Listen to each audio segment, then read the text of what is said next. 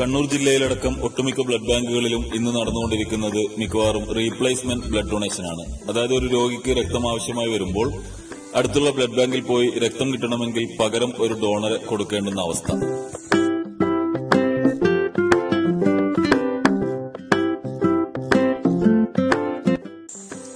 ഇതുകൊണ്ടുണ്ടാവുന്ന ബുദ്ധിമുട്ട് അനുഭവിക്കേണ്ടി വരുന്നത് രോഗിയും അവരുടെ കൂടെ നിൽക്കുന്നവരുമാണ്. കൂടെ നിന്ന് രോഗിയെ പരിചരിക്കുന്നതിന് പകരം ICU പേഷ്യന്റ് ആണെങ്കിൽ മൊബൈൽ ചാർജ് ഇല്ലാത്ത കണ്ടീഷൻ ഉണ്ടാവാം, മറ്റനേകം പ്രയാസങ്ങളുണ്ടാവാം.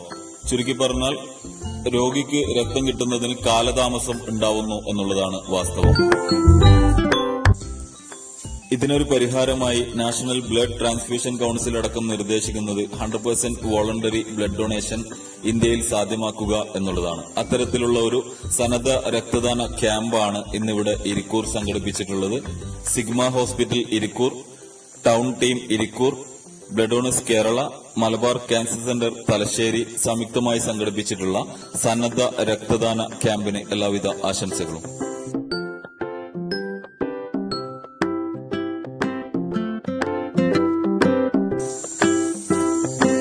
വിവിധ സംഘടനകൾ, കോളേജുകൾ, ക്ലബ്ബുകൾ തുടങ്ങി നിങ്ങൾക്കും ഇത്തരം സന്നദ്ധ രക്തദാന ക്യാമ്പുകൾ കണ്ടക്ട് ചെയ്യാൻ താൽപര്യമുണ്ടെങ്കിൽ കോൺടാക്ട് ചെയ്യുക. Thank you. To blood, give hope. Together we save life.